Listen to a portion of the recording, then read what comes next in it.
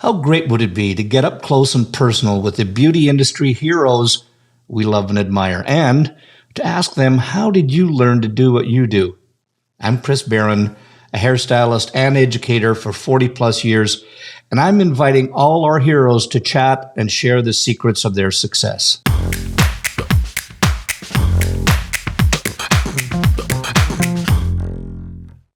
Welcome to another episode of Headcases with the incredible Lupe Voss.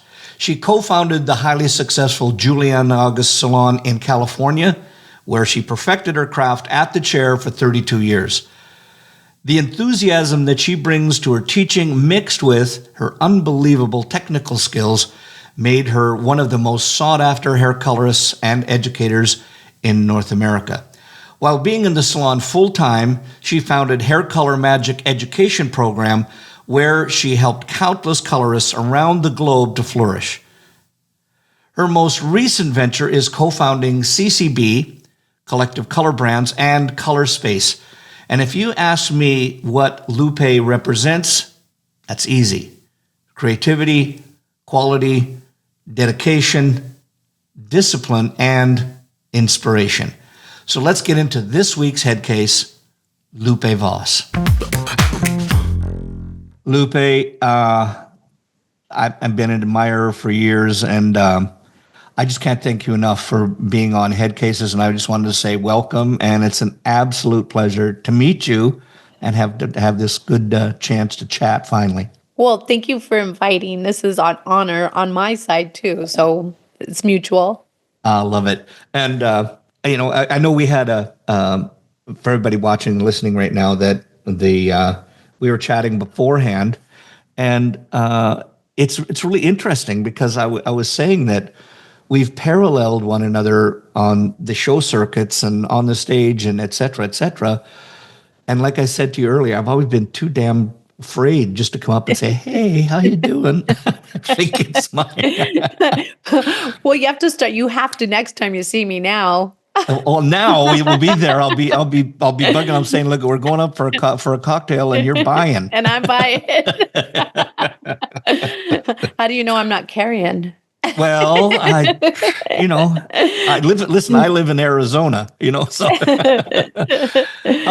So listen. First of all, it's great to have you on here, and I know you've got. I was stalking you recently on the internet, and I want to talk a little bit down the road. I want to talk about that you've with Color Space, and even when I find that when I do these, that so many people we parallel one another in so many levels, and you just going out on your own with a business partner, and you've co-founded that, and I want to talk a little bit more of that later. But I first want everybody to know, like, you and your history. So, because we've all got into this beautiful business that we call hair and beauty. We got into it for a reason, some because they wanted to, and some like me who just fell into it. But what's your hair story? How'd you get in? Story. Well, I was raised on a military base in the Azores, Lajes Air Force Base in Portugal. I love Portugal. It's so beautiful. Oh. And then when I left, my dad was civil service, so I was there till I was 16. So you were born there? I was born there. My parents are from Riverside, California, but he was civil service, so he went there and had 10 of us. There's 10 of us. Yeah. Wow. Yeah, because it was affordable. And then we should have bought him a TV. I'll tell you that would something. You know how the Catholic Mexican family is like. Oh my God, yeah. So I was raised there. I always thought I would be in the military. We had to move back to the States. My grandfather became ill, and I hated it. I hated it. And I wanted to get out of it. I hated it. Oh, wow. Because you were European at that point. I mean, you really I consider myself more European. So came to California, where my family was from, and I could graduate from school early because being in a DoD school, we had like extra credit. Department of Defense. I got it. So we had 7 credit, we had 7 classes. So I had credits. I had enough credits to graduate when I was 16 and a half. But I wanted to join the military. I wanted to be a fighter pilot. Can you imagine? You and Tom Cruise. Totally. Well, as long as you weren't Goose, that'd be the important part. I didn't want to be Goose. Yeah, I wanted to be Tom. So, and my dad was like, "No way, hell no." He was like, "You're not getting behind a machine like that." Because I was so. He thought I was naughty. I don't think I was naughty. I was a little naughty. Listen, everybody that says I don't think I was naughty was naughty. Was naughty, yeah. He was like, no. And I thought, okay. And the principal agreed to let me finish school early if I went in either to the military or trade school. I come from a family of hairdressers, and I thought, well, all I need is a year. I'll burn a year in Cosmo because it sounded easy. And then I'm going to join the Air Force without my dad's permission. I didn't need my dad's permission then. Wow. Went to Cosmo, and I loved it. Cosmetology school was amazing. I went to school during the day, and then they hired me to work at night, so I ran the lab. So I would make perm trays, and back then, I don't know if I know you remember this. We didn't have 30 and 40 volume, so we would make every night we had to make 30 and 40 volume with distilled water and a hydrometer. And right. I think that's where the chemistry started. I love it. I want to tell it because I'm going to take you back because when we didn't have those volumes, but we never had the hydrometer, but we had the what were they called? Oxygenation tablets. Yes. You take 20 volume, and every tablet that you put in would bump it up another 10 volume. Oh, wow. And I remember it was pretty fascinating until you found out that it was almost like coloring the hair with a cigarette, with a burning cigarette. But I went, wow, you mean you could put this on the hair and you could get it up to, like, you could go up like whatever, like 5-6 levels literally in about 10 minutes. It was, I think we were making 100 vol, and we had no idea what we were doing with it. But I remember the very first competition that I was in, I had this amazing client. Her name was Annabelle, and they soon became good friends of ours. But I remember that's when everything first went from Sassoons, went back real short. And just after you had the wedge, then everything was just shorter, but it would be combed down and then combed off the face at the sides. And Annabelle was Jewish and really beautiful lady. And I remember that I went to the distributor, and the distributor said, there's only 3 people that are entered in the haircutting competition. And I went, no, they said, we only have 2 people in the competition. I went, I'll take third. So I immediately went home. I didn't have much time because the cutting competition was that night. So I got Annabelle into the salon, and I put in, God knows, I must have put on 3 or more oxygenation tablets in this thing. And I just painted them over the surface layer. And I left it on, I think, 5-7 minutes, not knowing what the hell I was doing. And the color was beautiful. I didn't even have to put any. No, I didn't have to put anything over top of it. Did you just have to yank on it, not cut it, just yank on it? And it was actually surprisingly enough. I think probably because I only had it on 5 minutes, or whatever it was, but it came up to this really beautiful burnt orange. Oh wow! And when I just combed it into place, and it was great. So I knew that I could just take off enough off of the sides that it would make it work. Anyway, we went in there, and I went, okay, good. And I looked at it, and I went, we got third all locked up here. So apparently there was about 30 other people that wanted third place as well. Oh. And so I ended up getting second, and I think that's what sparked it with me. But when you say about those oxygenation and you had to make that stuff, that was just fond memories of going back to then. And I must admit, after that, I did use it in a rather illegal manner, and you should have been spanked for it. Especially with bleach. Oh my God. It was incredible. So you were in school. You got in charge of the color lab in the evenings. In the evenings, I got to run the color labs. It was fun. We made, like I made perm trays. I'd mix color. They'd come up like a waitress, give me the ticket. I would mix the color for them. And then every night I would have to dump the 30 and 40 we didn't use because it wasn't stabilized. Yep. And then the next day when I got there, just remade the next one. Yeah. But we started with 120 and then had to dilute it down. Wow. Yeah. It was great. I did highlight my best friend's she was my best friend at the time.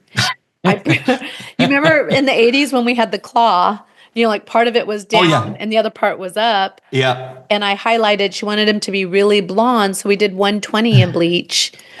And I opened the pack and her hair, like how you open it and you move it, it just snapped. You could just see dink, dink, dink. And I was like, oops. Not so much for the claw for you, lady. No, as we walked to the shampoo bowl, we're like, let's go rinse this. The foil falls off with her. Oh, no. Her bangs in them. It was she just had to pull them back a little bit further. More, yes.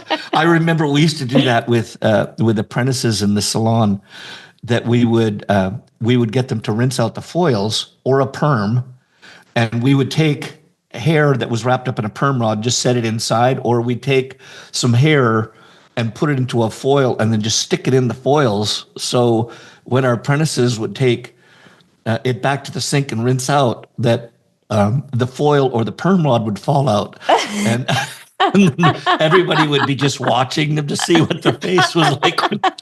We were mean. We were mean. Those were good days. They were fun. I don't know if you can even do those anymore. Like no. I remember we had this one thing that we would do where there was no such thing as, we had Zotos rods we used to use, and there was no such thing as a short brown rod. And we would say, listen, we haven't got any more short brown rods. Can you go over to XYZ Salon and see if you can borrow some brown? And we had a circuit that they would have to travel for about 5 salons, and they have to come back and tell us they didn't have any more. They didn't have any? They didn't have any. So, it's the stuff that we used to do is so fun. All right. I'm hijacking this. I can't believe I'm doing this. For everybody's listening, that I was telling her at the very beginning that I was so afraid of talking to her at the beginning, and we've just become like instant friends. And so I'm babbling on here. So let's go on. So finish up. So you are now in that position. Yes. Give a shout out to that. You said there must have been something that tweaked. You said you got there. You were only going to be there a year. You were doing your time, but something tweaked. What was it? What was it, or who was it? My attitude tweaked by I had an amazing teacher, Mr. Papik, and another teacher, Mr. Partita. And what was the school? The school was Riverside City College in Riverside. Really? Yeah, it was a city college. It's still there. Sometimes I'll go and I'll teach the teachers, or I'll go in and do the students, a class for the students. I need to get back there soon. I've been really busy. And it was the passion, I think, that I saw in them. At first, I thought they were ridiculous. Here I am. I'm going to be a pilot. And I thought these guys, I didn't get it. And then when I did my first customer, and you could tell it changed her. The service changed her, and it wasn't good. I'm going to tell you right now. I mean, I don't know if you can remember your first, but it just wasn't good. It took 4 hours to cut her hair. But when I was done, and she got up and she just felt so special. And I thought, we can change people's lives about how they see themselves or how they feel. And then I thought, this can't be. And then the next one came. And I was like, oh my gosh. And then just seeing how lovely people are. Earlier we talked about this I'm very curious about people, and I love to hear their stories. I like to get people to talk. I like to make people feel good. And it was something that I didn't realize. And I don't know if it was the birth order that I'm number 9 out of 10, that I have that communication piece to it, but it just really was good. And I loved it. And then I thought, this is cool. And then I just kept doing it. And my dad, it was really interesting. He said, it doesn't matter what you do, as long as you do it 110%. Mm-hmm. And that's what I did. I put 110% into it. But I think that there is people that just have that ability immediately. I think, like, for me, it's been a learned skill because I'm being on stage and then trained trainers and all the things that kind of got me out out of my shell. But it's funny, as soon as and I'm always a bit nervous around people that I don't know the first time. But as soon as you started talking, I don't know if it was you, the aura, your voice, what it was, but I instantly became relaxed. And there's got to be something to that. But I that think even if so. then, Yeah. There might be. I don't, I'm very, what you see is what you get. I don't have anything that there's no reason to be not.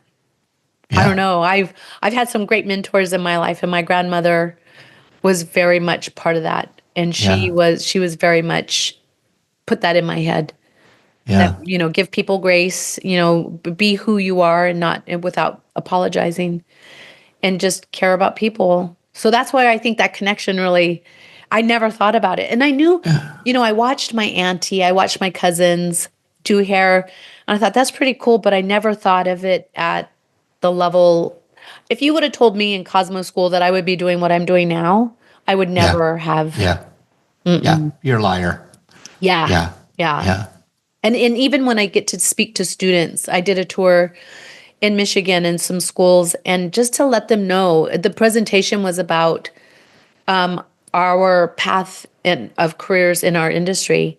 You could be a salon owner, you could be a yeah, stylist, and be happy with that. You can be an educator in a salon. You can run education in a salon. You can do education for a company. You can be a salesperson. There's so much that we can do. You can create your own color line. There's nothing that you can't do as long as you do it 110%. yeah, You can't do it yeah, halfway. yeah. I love that even the fact that you said halfway there because you know, interestingly enough, and you and I talked about, I'm a bit of an introvert, and we talked about that. But it's funny. I started school when I was 4, Hmm. so yeah, It was this weird thing. I was born in December 26th, so somehow you could get in when you were 5 into school. That you weren't allowed to get until you're 6, but in Canada you could get in if you were 5 if you had the right thing. Somehow my parents talked and got me in when I was 4, and so I started grade 1 when I was 4. So Wow. I was always the runt of the litter, and I always and I say this in jest because it's a joke that I heard and I fit it into my life. But in school, and especially in beauty school, I was in the half of the class that made the top half possible, and I found that even in school, I think because I was so young, I was always in that half of the class that Yeah. made the top half possible. And I think that that's probably what this profession has allowed me to do as I've matured, that it's given us all what you talked about. We can be anything we want in this Yeah. industry. Yeah, you make the choice. It Yeah. doesn't, we shouldn't be think that we're pigeonholed in one category. Like whenever I saw a challenge, I would go and figure out, how can you fix this? Hmm. What's the answer to this challenge? And that's what I would do. There wasn't great education where I was, so I learned how adults learn. Yeah. And then I started Yep. doing education in the salon with my team because we couldn't find great education. Right. But you had the salon in California. You had that for what, 30 some odd years, wasn't it? 33 Wow. years.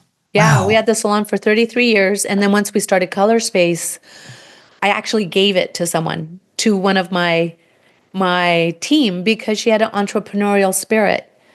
And I could have sold it and, made money off of it, but here's this girl who wants to do this. And I remember when I first started the salon and how hard it was. And I didn't, this girl deserved to have a break. Wow. She has that spirit inside of her, which I could recognize. I recognize it.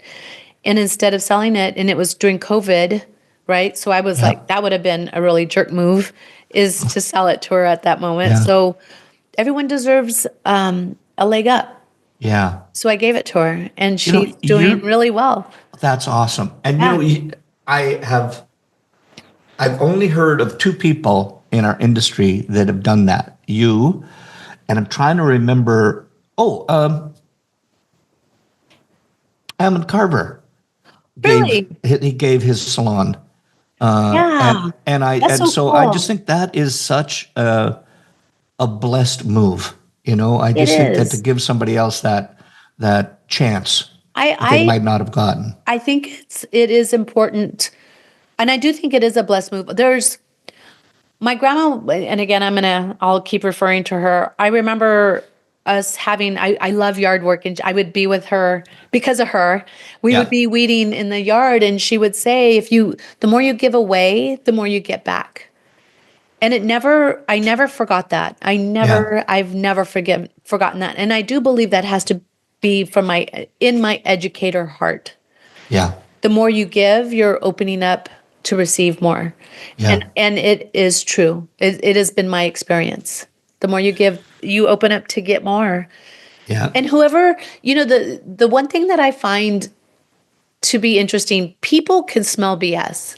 Oh, yeah, yeah. And People can there's a smell lot of BS. that floating around, There and is a lot of that floating yeah, around. and that's one thing I notice about the youth right nowadays is that their bullshit meter is pretty active. It is very Yeah, sensitive. yeah, They have a sensitive BS meter, and yeah, it is, and rightfully so. I really take my hat off to them for that because it keeps everybody in check. I do think that honesty piece is important. I do believe yeah, that. yeah, yeah. Yeah, I Yeah. think that if people would if they could, in it would it be an incredible world if we could fit honesty in with kindness and just have a lot more of that floating around right now. Yeah. I think we need it. Wow. I think Yeah. we Well, need it actually. let's not go down that avenue because I think that it could be a whole different. That would be a whole different podcast. Exactly. A quick question. So, do you think? And I realize that you were in the military as a military child. I'll say Hmm. that because the other Hmm. brat word always. Well, that might imply to you're I was a naughty. brat. Yeah, but Yeah, I you was were. a brat. That gave you the naughty. Okay, I so was naughty. but did any military upbringing help you when it came to running your businesses and now that with Yes. your in color space, etc.? Yes, I think the first person that really influenced me was my father because we moved to the Azores, I mean, here's my dad, my mom with two of the eldest, and she's pregnant with my brother. And he was a refrigerator repairman. And he worked his way into getting his engineering degree through snail mail because they didn't have computers. And here this man worked so hard that he was deputy marshal in command and ran the civil service department on the bases, on Wow. two of the bases. So I watched, he really influenced me to show if you work hard, you will get the reward. And he did. Yeah. He had an amazing career. Was he like the what they depict the military dad on TV, the very strict No, authoritarianism? no, No. my dad was goofy and fun. Well, his Oh, nickname was Goofy. His no nickname was way. Goofy. Yeah, yeah. He was Yeah. just fun and um, card shark. Yeah. He taught us how to count cards. My dad was fun. Yeah. My for those people listening, my son is producing the show and he's in the background and my dad, the kids always would call him Goofy Grandpa. Or no, Goofy. silly grandpa. That's what it was, silly grandpa. And my dad was a card shark as well. Oh, He was a big really? time gambler, and he gave me. He was he was playing cards. This is in Vancouver, British Columbia, playing cards. I don't know. I don't know. Pick the year. I think I can't remember. This was before my mom and dad were married. But he was playing in an evening gambling session with Errol Flynn, Oh, wow. and Dad won this Lucien Picard watch, gold and pink, no, what's it called, rose gold watch off of him, and And he gave that to me. I have it stored away, but he gave it to me. And, and I said, what was that like, Dad? What was it like meeting Errol Flynn? And he says, he was I was the worst card player and the biggest asshole that I ever met in my life. Okay. Obviously, he lost his touch. Yeah. So I guess we have similarities. We have similarities in our background with our dads. Yeah. He was. So tell me more about Goofy. Oh, so he really influenced me. And I think the discipline, there was this, my grandma, and then going back to my grandma, she would say every day, when you get up, make your bed. And I would be like, why? I'm just going to get in it. And she was like, that has nothing to do with it. And it doesn't have to be perfect. Just do it. Yeah. And it was like to teach. She would tell me, if you have children, you teach them every day, get up and make your bed, because you're teaching them discipline. Discipline. There you go. Yeah. And I do think I'm very disciplined. And that was something that both of them had taught me. So I do think a lot of my personality has that in it. Very disciplined. Yeah. And is that the area you found that helps you within the businesses that you've done? Yes. Yes. Because how many times have you been, screw this? Yeah. When something, terrible happens, with the salon, we had to go through AB 1513, the AB 1513 through the California laws where the salon owners were being sued. And we talked about this earlier, about every challenge that I've come across, it was really about making the right decision, but having the discipline in order to know how to work through a problem or how to maneuver a challenge. And that you have to have discipline to do that. You have to have a strong heart. Yeah. And sometimes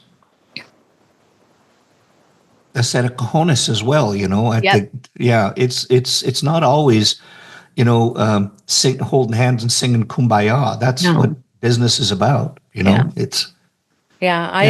There's someone who, she is our CEO, Karen Wilkin Donaghy. With CBB. Mm-hmm. Yeah. CBB. And I watch how she maneuvers through challenges or anything that's happening that's not as smooth as it should be, and the calmer she becomes. And I find that to be interesting. Amazing. Yeah. I watch different people, how they maneuver through and how they get not a reaction, what do you call it? Like an outcome. Yeah. How to get an outcome that's great. Cuz not mine may not be right for someone. We're only as good as our last consultation or our last hair color or our last whatever, fill in the blank, but how we deal with people and how we honor people, I guess, really. Yeah. It's interesting. Because I heard you say that with the CEO that you have, it's funny how everything parallels in life. And I find that the universe will give you a nugget, and then all of a sudden there's these things that just fit in the same way. We were having a conversation with our business coach this morning, and he was saying, the creatives in the family, he says there's two rules that you have in business. The creatives, they're generally the ones that are the founders and the ones that put the things together, because they're the visionaries. They've got the idea and they're the one to push it. And he said, and the idea of a visionary is to push it so far that could go into bankruptcy. Yes. And then you have a CEO that makes sure that the finances and everything fit together so well that you'll get all of that before you get to the brink of bankruptcy. Yeah. And so oftentimes that people always think that the creative that's involved in the business should be the CEO of the company, and it's not necessarily true, because they're the visions, they're the creative. Just let's do this. And I know that's what we do in our business. We have here's another project. Let's get started on this other project. Do it. We don't even have the first one done, so I love it. So tell us, we've been talking about, and if I gave it the name, it's Color Space, yes? Yes, Color Space is the color line, yes. Yeah, it's a color line. So, but the whole umbrella is called what? Collective Beauty Brands. Love it. CBB. So, tell us how did that come about? Because I think that even if it's not a dream that people, because they usually go, start my own color line, my own product line, whatever, it can be hell. And I don't know, think it's ever heaven, but it can, at the end results, they always say when you sell, it's the heaven part. Yep. But that must have been a really ordeal, something that was there. Tell us a little bit about how did all of that idea, and all of a sudden, okay, we're going to start this business. What happened? Well, there's a story behind. I'll try and make it quick. In my past career in the company that I used to work for, I met Ray Ciavello. So I love him. I know he's great, right? Yeah, So yeah. he was the education VP for the company. So that's how we met maybe 30 years ago when I first started teaching. Yep. And I didn't even want to be a teacher. I was really challenged to do it, that they needed my help, so I started doing it. And Ray and I met each other. So through my career of owning the salon and teaching, I created a hair color education company that was for hair color called Hair Color Magic. Yeah. Even through that, through the years, he mentored me and gave me advice and helped me with some business decisions, because I never worked for a corporation before. I owned my salon. I owned my own education company. I had employees in both, and then became North American art director for the company that I had been working for. And things changed. They didn't renew my contract, which was okay. I was okay with that. They said that you can keep the title, and I said no, thank you. But thank you, but no, thank you. It's okay. It's okay. I don't need to have the title. I'm not much for a title person. I don't need a title. So I was like, no, thank you. Well, when all this started happening, Ray was the distributor for a company in Canada, and his contract didn't get renewed. And one day we always check in, how you doing? What's going on? And I found out, and he found out, and he was like, you want to do something? Oh, well, I'm going to stop you there for a second. And I want to take you back a couple years. And you were doing a podcast with Gerard from Hairbrained, and he asked you what was in your future. Do you remember that? No, tell me, what did I say? And you said, well, there is something that's going on that is going to take about 2 years to put together, and I can't say anything about it right now. But it's really, I think your words were, it's really sounds fun and interesting. And I think because now I know where you're at, and I was listening to that podcast, I went, oh, I think I know what that was. Yes. Is that what it was? That's what it was. Yeah. Yes, that's what it was. And that took about 2 years to put together. It was really weird, because if any time would have been perfect to have COVID happen, it would have been then. Really? Because that's when we put everything together. Because we had, and there was nothing else to do, right? So right. Why not? Yeah. And it worked out really well. We worked our tails off. And that's where the discipline comes in. Yeah. Like everything that's happened, that's where the discipline comes in. And even now, March, I've been home 5 days because of this. We're at the point now where we're really we have traction, and we're in places and creating spaces for people. And I have to be out there to do it, when you first start. So it was something that I never thought could happen or would happen. It's been the hardest thing that I think I've ever done. Every time I've done something new, it's been the hardest.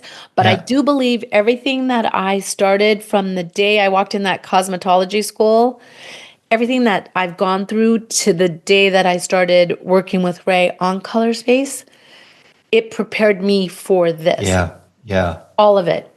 How I learned how adults learn, training trainers, having my own education company, being capable of writing curriculum. Systematizing. Great mentors. David Adams, taught me, and Rudy Miles, they taught me how to present on stage. Learning how to work on video. when we would do collections and how, like even on stage, I would tell the cameraman, I'd introduce myself, like, hi, my name's Lupe and whatever his name is. I'm right-handed. You'll get the best shot if you're over my right shoulder. Yeah. Just the Yeah. the little details that were shared with me that I get to share with the next one, that wants to do it. I bet we have something in common. I have this love-hate relationship. I hate paying for something that I'm not using. I hate working in a small, cramped box. Yet, I love working in a cool salon that impresses my clients, and I love the culture and synergy of a team while enjoying the freedom of being my own boss. You too? What if all that was available to you at the salon you rent from? Meet Artist on Go, a game-changing way to rent salon space. With Artist on Go, you only pay for the time you're behind the chair. You can choose a salon that fits your vibe, location, and amenities. With Artist on Go, you're a part of a stylist community, not hustling alone. Plus, you get to enjoy perks like clean towels and back bar supplies. Check out Artist on Go, built for stylists serious about their clients and growing their brand without the hassles of managing a space. Here's the kicker. You can save more than 50% on your rent. To find out more, go to bit.ly/artistongocb.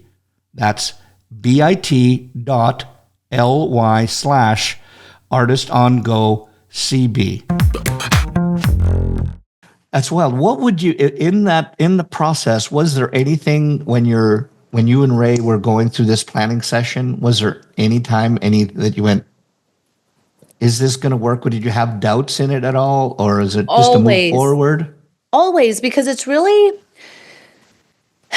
you find the hardest thing to do. Oh, I didn't even tell you this. During all of this, our company that makes our hair color, they're academics. And they're these genius scientists that are in computer scientists, chemists that deal with, they write papers. Like our hair color has a thesis written on it. So here they are. Yeah. Even the hair color mixer has a thesis written on it. And they said one day, I have to tell you a story real quick. So we're on a Zoom, we're talking, and the guy said, the manufacturer said, we would love for you to do a presentation. Well, I've been on stage. I can talk in front of 10,000 people. I'm fine. I can do a technique in front of, I'm fine. Oh, I was like, yeah. My friend is texting me. His name is Sherman Wong. I don't know if you know Sherman from No, I don't. Amazing hair cutter. He says, say no. And I said, no, I could do this, thinking I could do this. He was like, say no. And so during this, I commit to this presentation. He says it's for the AIC, which is this huge European organization that celebrates color. Anything that has to do with color is in this organization. So I said, yeah, I want to do a presentation. And then when we got done, he calls me, he goes, do you know what you just committed to? And I said, yeah, to do a presentation. I'm fine. I'm thinking, I'm going to come out doing like a TED Talk. In my head, I'm thinking, I want to do it like a TED Talk. And he said, no, you just committed to writing a thesis and presenting it to this hair color this color organization. And I said, I don't know how to write a thesis. And he said, I know. I was telling you to say no. And I was like, oh my God. And then I said, I'm going to write it. He said, you don't know how. I will study how to write it, and I'm going to write it. And I did. I wrote a paper. Wow. We're the first in this journal, the scientific journal, that has a thesis written about hair color. And it's called More Than a Tube of Color. And it's about our relationship with our hair color. And then the relationship we have with our clients. And then the relationship the client has about themselves when they look in the mirror or how they want to be seen. And it was that was probably the hardest piece. When you say, was there ever a moment where you were like, forget it? That was the only time I ever felt that way, not creating the color, because I was pretty solid about what we've made. And I know all the science behind it.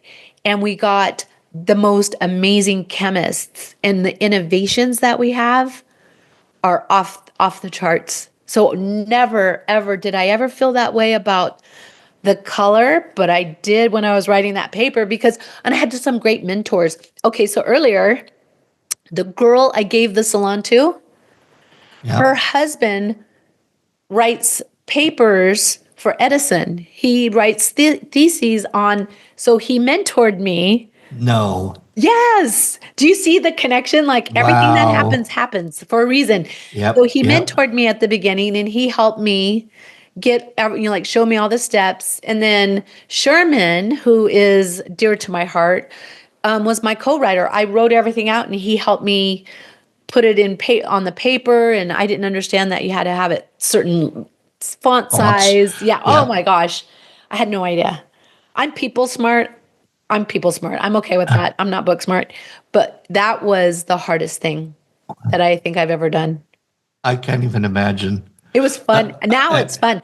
But I have to tell you this. The actual thesis that I wrote was 24 pages. And then Sherman had to call me and say they only want 6 pages. So after I got done crying, we condensed it and put it in, and then we submitted it. Yeah. Oh, well, okay. I'm looking straight in the camera here for everybody's watching. See me looking over the side because that's where she is. But I'm truth and dare, and I'm going to give everybody right now. If you meet Lupe Voss, then you will be setting yourself up to bury your soul, because she has this innate ability that you bury your soul when you're around her right now. So I'm burying my soul right here now. Is that when I write stuff, I always figured I don't even know if I'm a people person. You're a people person. Yeah, I love it when I'm around people, and I like people, and I'm good there. But like I said, I've always told people have heard me say this 100 times, that when I was finished grade 12, I never said I finished grade 12. I said when I was finished with grade 12. So me and a lot of words and everything like that don't get along real well. So I have this other amazing person that is a part of our team, called Adrian, Adrian Taverner. When I'm finished writing stuff, then he takes it all and he mixes the words all around and makes it sound really good. So he's my Mr. Wong to you, and so I'm always so grateful for him on that. But that's my point, is that people see all this stuff coming out for our advertising and all that stuff. I might write a little bit of it, and then Marjorie or Adrian will always take over and make me sound quasi-intelligent. So. For my words. So be careful. Any of you that are around this lady, you're going to be bearing your soul around it. So just make ready to go to confession right after that. Oh, that's so funny. Anyway. I think that was getting the hair color. It was exciting. And the hardest thing to do is to change a colorist's mind into thinking, well, not thinking, but seeing that they need something that is innovative, and changing their mindset of what it is that they have in front of them. And, when we first launched, we launched very scientific. And the influence was from the company that manufactures us. They're very academic. Everything that they do is about the chemistry, the innovation, and then we had to figure out how to balance it and understand really the colorists. We have different kinds of colorists, right? We have the ones that want to come in, do their clients, and go home and be with their families and take care of their children, which, they want to get a grab and go. They don't want to be the creatives, right? And then we have the creatives who are in there and they're mixing, like this. I'm going to put 2 drops, not even measuring. I'm just going to pour a little bit. Yeah. Windex. Yeah. Put in a sweet and low, whatever. Yeah. And then they'll go out and be creative. So I really wanted to create something for both. And we created, and it was really important, me being a teacher, the education company, and having 15 educators, North American art director. I had a team that would go out and teach. We heard and we saw, and even me, I still do hair behind the chair. I don't know if you know that. Yeah, I do. I do. Yeah, I still do hair. And you still manage the what is it, your call line and Yeah, do. I am on the hotline. Yeah. Yeah. Wow. So there was something about the color line had to have an answer to all the challenges that we have in the industry as a colorist working behind the chair. We had to have a color line with innovations, and it had to have answers that would help us as colorists that work behind the chair every day. That's why I can't stop doing hair, because I'll use it. I'm not testing, but I am kind of testing to make sure that this product line is still working and that there's not any challenges that we have with it. So if someone calls and says, "Hey, I'm this happened," I'll make sure I do it to make sure, see if it happens, so that we have answers. And then we have our teams that we always connect with. We have amazing teachers. We have amazing educators. That you've got within your company. Yeah. And a lot of them followed from the Hair Color Magic team. Yeah. Well, why not? That was your peeps before. Yeah. Did you so the year you launched was when? 2021. Wow. So now I didn't know there was going to be math, but so we're 4 years in ish. At any point in there, do you, and I'm just going to use this, don't hate me if it's not a good analogy, but do you kind of feel like David and Goliath? Yes. I know. I get that. Yeah. I understand. Funny that you said that, because my husband, when we first launched, he sent me this illustration. I don't know if he made it. I should find it. I'm going to send it to you. And it was David and Goliath. I'm going to send it to you. Yes, I'm going to send it to you. And it was David and Goliath. And it was, yes, I will tell you, yes, it is really hard for us, being the small company up against big companies, to launch a hair color brand. And the challenge is to be innovative, to have something that has, and this is how I knew we were doing something right, because even still today, they're being Goliath. Yeah. Even today. So if we didn't have something that wasn't like amazing, then they would not be Goliath. Yeah. Yes, wow. You are correct. Absolutely. Because we were just talking with Beth Minardi. I think it was a couple days ago, we did a podcast with Beth Minardi. She's great. I love her. She's great. And she's like this. There's nobody. If anybody says it like it is, Beth will say it like it is. She's great. But I asked her, I didn't know that her company line had been discontinued. And she told me right there that it was with a big company and they just said that blah, blah, blah. And it was done. Yep. So I think that's where your leg is up, because you don't have somebody else that made it. You made it. Yeah. So the only ones that are going to make it thrive and survive is you. Yeah. And I'm a scrapper. That discipline shit, Sherlock. I'm a scrapper. I'm very, very nice until I'm not. Yeah. Well, it's funny when you say that. We bear so much in common. One of my dear friends, he started off as my teacher mentor, very good friend of mine now, Blair Singer. And he talked about sales dogs and his type of way you sell, et cetera. And I took his test. Be interesting. You should take it. I'm going to check, yes. And it's called Sales Dogs, and it tells you in relation to sales, what kind of dog you are. In other words, I'll set it up right away. I'm half retriever, which means like me, like me. And then the other half of me is pit bull, which means I'll go for your throat if. When it has to happen, it has to happen. Yeah. So, but that's really interesting, and I kind of feel that way about you as well. That you're kind of that person that's retriever. Everybody likes you and they want to be around you. But if you're a scrapper, that's probably your pit bull coming out there. And when I say that is when it's not right. Because I am someone that takes a lot. I think I have a big jaw. I Yeah. can take it until it's enough. Yeah. And I don't expect much from people, but I do think that we should respect each other.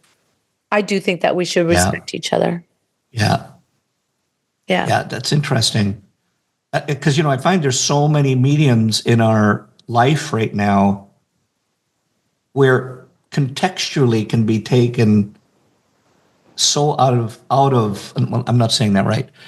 Just emails or things that are said in a short sentence, and you might mean it with the best of intention, and the perception that the other person gets is totally off base, and Yeah. then and it starts a war, Yeah. It and I think does. that that's so much a part of, I think, our social media, which is, I'm not knocking it. I think it's a wonderful place. It gets us to where you are. It's probably helping you guys amazingly, but I think it's so much can be taken out of context. I do too. I do Yeah. too. I think that there's enough space. There's enough salons for everyone. Yeah. Not to be I don't know. I kind of, even with salons, when we moved here to Redlands in California, we were like, I think there were 50 salons in the city. And I would say 10 years later, we had maybe 225 salons. Yeah. I didn't care because what it did to me is made me work harder, Yeah. be more different. There was something that I really liked, that what are we going to do next to stand out besides everybody else? Let everyone else be everyone else. And I never looked at what other people did. I don't. Good I for don't look you. at what other people do because I don't want to be influenced. I really Yeah. don't want to be influenced. And the one thing that I found was, the more you just kept your head down and did what was your idea, then that's how you walked in your Yeah. truth. And that's how I keep it. I've taken that into this, where it has nothing else to do with what the other companies are doing. I really don't care. I really like working along. I think that we should all really get along and just help each other out, because Yeah. there's the color lines that are out there. There's some, if you look at salons, they want 2 or 3 lines because they can't find a line that does everything that they need. Yeah. So it's okay. I was listening to you the other day, and I think you were talking about your thesis when you said part of the relationship is when somebody has to give up. Like, let's say I'm not the owner, and the stylists that are working around them, then they're making boku bucks, and they know how to make boku bucks because they know how to work with that color. And now you come in and you say, let's say, use my color. So how's that? How does that work? Like, what do you? Maybe I'm not saying that right. Is that I know that that's out there, and that's the hardest thing for people to do, To change their line, the is to color line. change their line. So how do you, as a company, let's face it, you've got all the people that are out there, the big boys, the big girls that are out there in the companies. How do you fight that? How do you work around that? What's the philosophy that you do? There has to be a connection on to the colorist, for one. Something has to connect for them to even want to hear it. Because we'll go into a salon and say the colors, like 98% of them are on board, and you have those 2% that are like, no, I like what I got, because they've mastered that. There's a lot of fear behind changing color lines, and there's a lot of, like what you said, I'm booked. I don't have time to learn another color line. I don't have room for error. So you've That's the got to, key one right there, it isn't it? is, it is, it really is room for error. Yeah. And the one thing that we've created was ways of testing the color before you put it on a client to make sure Oh, that it is going to be the color that you want. tell me more. It's as simple as mixing up your color, what you want to see what it's going to look like. If you paint it on a paper towel or these little cotton squares that you can use for, estheticians have them for Yeah, yeah. taking makeup off. Uh-huh. Paint it on lightly, not a whole bunch, not a lot. Don't saturate it. Just brush onto it, let it dry. You'll see what the reflective tone is in the color. And if you look on the edge, you'll see what background is, meaning the brown. How much brown? Is it tan? Oh. Is it gray? You know, like, or is it dark tan? And Yeah. you can actually see what it is, so that when you put it on the hair, you'll know exactly what you're going to get. So, and this is when you said they can tell with all color lines, or they can do that with your color line? All, really? That's what So we do in the lab. if I heard that right, if I painted on that strip, Yep. I'm going to look at the outside of what I painted on lightly, Yeah. and I'm going to see the browns or the tans or whatever the base is On the outside of it. on the outside of it, and I'll see the tone and reflectivity of that I have on the inside. Yeah. That's brilliant. And you can paint the color on the hair, and then you could put that swatch right next to it, and you could see it. Really? Yeah. It's really, so we give them, what we do is give them ways to feel confident. You have to give them confidence. Yeah. Another confidence that we do is a hotline. You know, we've got incredible people on our hotline. You're just saying that because you're a part of it. Well, go figure. Well, and if I'm traveling or if I'm really, like on Zooms or whatever, I don't get to, but I really like it. And people, they DM me on, we have a Facebook group, and we have, it's a Rolodex formulation. We're always posting. We have message groups. We give them everything that they need in order to feel confident. Because once you give a colorist confidence that the line is, that they'll have that safety net, then they'll do it. Yeah. Then they'll do it. But I would never, I would be, I'm one for, if you want to take away your color line right away and you want to do it, let's do it. If you want to wait and do it little by little, our team teaches all of your new clients formulate with color space. Yeah. And then number 2, look at all your formulas that you don't like, or your clients don't like their color, or you're having challenges with, reformulate them with color space. Everyone else that you're happy with, leave them for now. Leave them for now. Yeah. Until you feel so confident that you already know when you look at them, I'm going to use blah, blah, blah, blah, blah, and then change them. That way, brilliant. We give them different ways, but like there's different people that will connect to a different answer.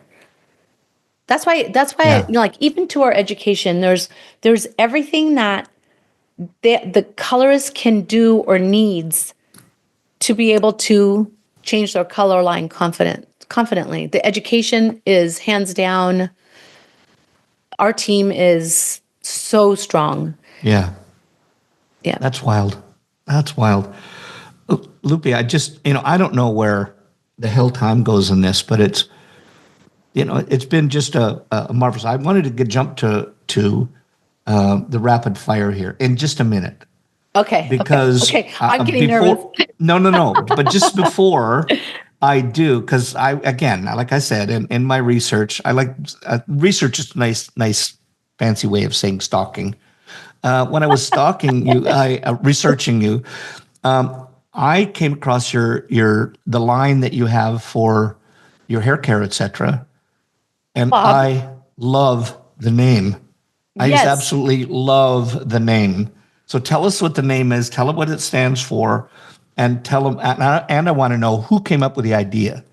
Ray Chavello. No. This is Ray Chavello's baby. Oh, you got to tell him I absolutely adore that. I will tell him back of bottle. We call it Bob. Bob, back of bottle. And it is an amazing wet line. There's shampoos, styling, treatments. The reason why it's called back of bottle is we pick up the bottle and we look at the ingredients. So it is an ingredient story. There's a lot of, it's clean. It's very clean. There's a lot of clean green products out there. I feel that this one actually makes your hair feel like hair again. There are no silicones. There's one spray, a hairspray that has a little, like, minute piece of silicone in it to help it come out of the sprayer, so that the hair feels like hair again. And there's no buildup on it. My hair, it feels clean. I can only tell you that it feels clean. The scalp care, the scalp the focus on the scalp is so important to both of the lines, that there are ingredients that actually have scalp care that are really involved in it. The botanicals to, our Demi has 7 desert blends that are antiseptic and anti-inflammatory. Shea butter, you'll see a connection to shea butter in both lines, which is the most hydrating and repairing. Yeah. Bob is a beautiful product.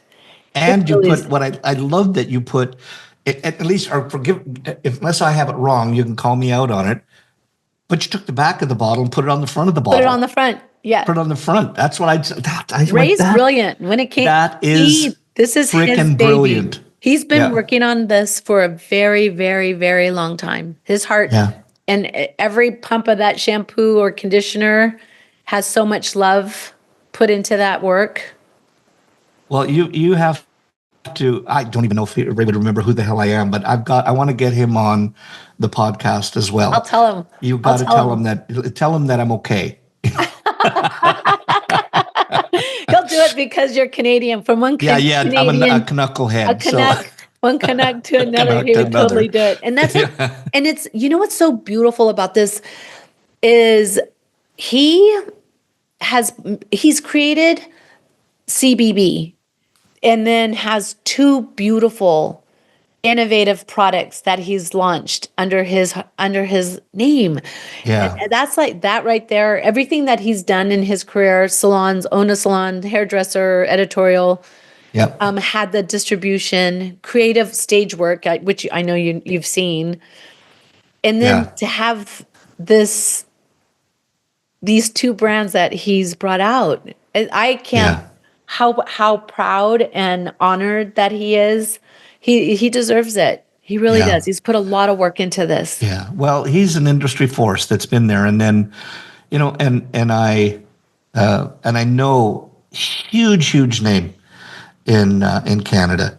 And now, that's going to be a huge throat here too. So I wish you guys all the success in the world. Thank you. It's an honor for me. It's an honor to work with him. It really is. Thank you. So listen, time for rapid fire. So just first thing that comes to your brain. So I can't wait to hear what this first one is. Oh no, I'm scared. Yeah, just drum roll, please. Okay, so what turns you on in the creative process? Hair color. What stifles it? Ego. What's the thing in life that you love the most? Dirt. Plants. Oh, when you went dirt, I went, that was interesting. Plants. Yeah. I like to be out in the yard. That I love it. And I do butterflies. I raise monarchs. So that anything that's like yeah. Well, you have to tell me what flowers to plant to get them in our yard too. So in life, what do you dislike the most? Ego. A thing that you love most about our industry. Can't say color. The humans. No, humans. The humans. Oh. The humans. I love our humans. Yeah. We've got wouldn't that be great to be on stage, walk on stage, go, look at all you humans. Yes. I love our humans. Okay. And in our industry, what do you dislike the most? Ego. Well, we do get it's a pretty easy place to have it happen, though, isn't it? It doesn't bring the best out in our exactly. A person that you admire the most. Annie Humphreys. I love her. Do you know what she's doing? Is she? From what I understand, she's retired, living her best life. Oh, I've got to get it. I don't even know if she would. I wish our industry researched this person more, because they would see where all the color concepts have come from. Yep. Yeah. I mean, and that's what, if you followed them through from like the early 70s and on, when you looked at all the people that were there, that whether they were the directors for Sassoon's in the design or in color, Annie Humphreys was always the one that was just so brilliant person. Yeah. Most prized possession. Oh, wow. Oh my gosh. My puppies. Aw. Yeah. What kind? I have a wiener dog named Charlie Brown, and then a little micro mini golden doodle who's a Canuck, Cody. So we Oh. rescue. And Aw. yeah, he's so cute. How did you get him across? Oh, was there a tariff bringing him across the border? The people who didn't want him paid a lot of money for him, and I'm enjoying him. Oh, well, God bless you for rescuing him. A person that you wish you could meet. Annie Humphreys. Oh, me too. Listen, if you can, Christopher Brooker, who just married Terry Donnelly, and they're living in California.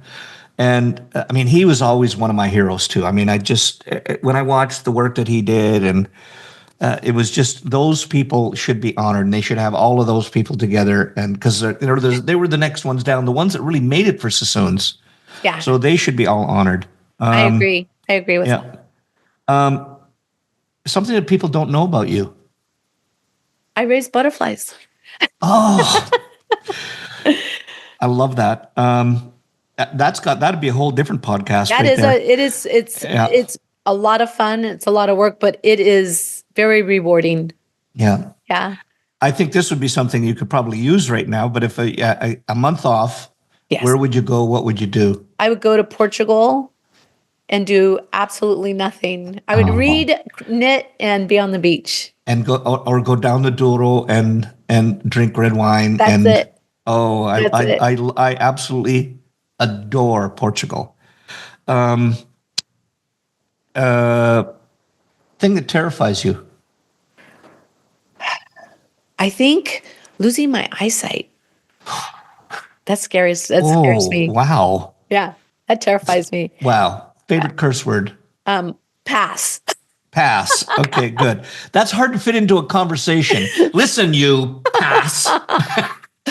You know what? Pass you. Pass you. I like that. There's a good one. It'd be like, what the pass? Yeah. Hey, I'm going to ask you this next one, and then I have a question for you. Your favorite comfort food? Oh my gosh. This is weird. Pho. I love pho. Oh, me too. I love pho. I make pho every day. You do? I do. Okay, you got to send me a recipe. Next time you're here, we're going to make pho. Okay. And you and Lee, because Lee loves pho as well. He does too? Okay. Yeah. Oh, I can eat it every day. Okay, now I'm going to break apart this for just a second. I'm going to take you back to Portugal. Okay. I was there I did some shows there, and they took me out for this lunch that I can't remember the name of it, but it was like enormous. And I can't remember if it had beans or whatever it had, but it was served with a cooked egg on top of it. And they called it this name. They said it's a local comfort food that you have at lunch, etc. No. Or maybe they were passing me. Was it in the main? Was it on the mainland? Yeah. No, it was on the. I was at Porto. No, the islands had different. The islands were different. Like they had one of their main dishes is called alcatra, and it's more beef. They ate a lot of potatoes but I don't remember. Was it lima beans? What's that? It lima beans? It might have been. Anyway, I'm going to phone them and find out because it's been bugging me for the longest time. There's a dish called lima. And what's that? There were the lima beans, the big ones. They were the big beans. Did it have an egg on it? I think that sometimes they would serve it. Maybe that's what it was, because I remember it was like a hodgepodge of stuff that was all put together. Anyway, I wanted to take away from that. Something, I don't know what this would be, but something in the industry that you haven't done but you'd still want to. Cut hair on stage. What? You've never cut hair on stage? I've always done color. They took me out of the cut. They took me out of the cutting and put me in color. We got to do a show one time, and I wouldn't pay for this one if I was doing it, but you cut and I'll color. Okay.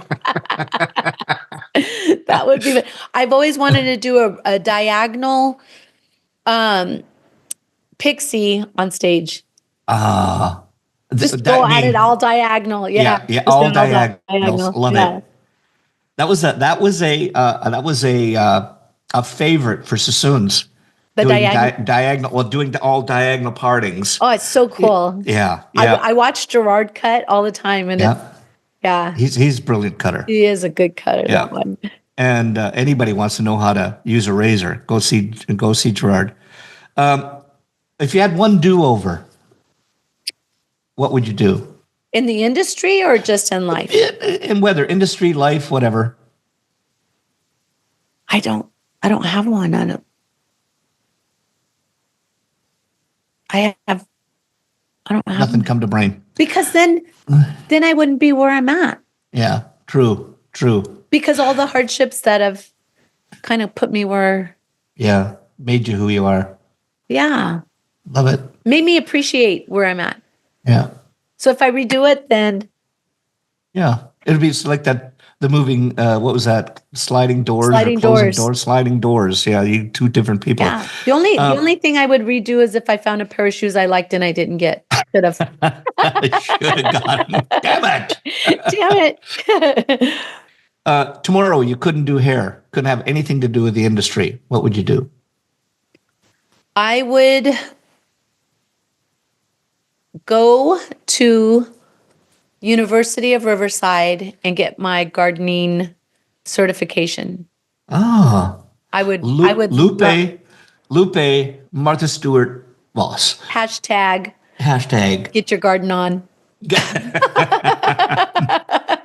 I would definitely get a certification in dirt. I would love to do in dirt. I would love to like design yards and backyards and love it. I have to hook you up with Adrian. I wanted to get a hot tub put in our back, but I wanted it designed in, and so he's going to do a whole change of backyard for me just to put in this thing. And when I can afford it, it'll go in. Send it to me. I'll pick your plants. Okay, there you go. And I've got one more question for you, but just before I do, excuse me, if they want to get a hold of you for whatever, for teaching, to find out more about color space, etc., how do they do that? Well, they can go on to Instagram, Lupe Voss, and DM me, or my email is lupe@colorspacehair.com. Always reach out to me. I'm pretty easy to get a hold of. Everyone, like normally will DM me if they need any information or if they want to contact me. Yeah. I have to be, as you know, we have to be active on Instagram too. Yep. All right. So, last one. If you had one wish for our industry, what would it be? At this moment, I would love our industry to standardize our hair color level system. Yes. So that we don't pigeonhole colorists and give them fear into trying other color lines. Because the first thing that I hear is your level 6 my level 6? Yeah. And we're the only industry that deals with color that is not standardized. If you look at the Munsell system, even the paint chips, they have hue, value, and chroma. Value would be the level system for us. And that's what our color line is based off of. That's the thesis, where they measured the equidistance between each of the levels so that it is a true level system.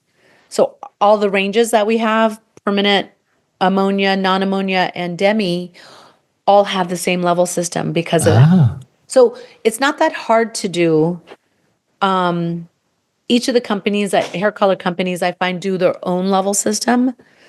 Ours is a computerized, which I would love to share with them and get everybody on the same level. And that way there's no fear in what we do. There's, like I said earlier, there's enough people to go around to try all color. Yeah. Yeah. And what I loved about what you were saying through this whole thing is just coming from a place of abundance. There's enough for everybody. There is. Lupe, I have not had enough of you. I do want to have you back on here, even if it's just for shits and giggles. Sure, I'm good with that. We got to do it. Maybe I don't know if it's might be too dangerous. Maybe I'll have to get you and Ray on at the same time. Oh my gosh, that would be fun. Yeah, I think that would be amazing. So, but listen, you've taken time away. I just want to thank you so much for everything that you've done and what you've given on here, and what I've taken away from you as well. So thank you. And thank you warning everybody that if they get a hold of you, just get your confessional out. So, Lupe, thank you so much. All the best. Thank you for inviting me, and this was a great day. That was a pleasure. Thanks again for watching this episode, and if you liked what you heard, remember to smash that like or follow button, depending on your preferred platform. And make sure to share it with anyone you know that might be a fellow Headcase. Headcases is produced by Cut Action Media, with Marjorie Phillips doing the planning parts, Lee Baran on the video bits, and Adrian Taverner mixing the audio jazz.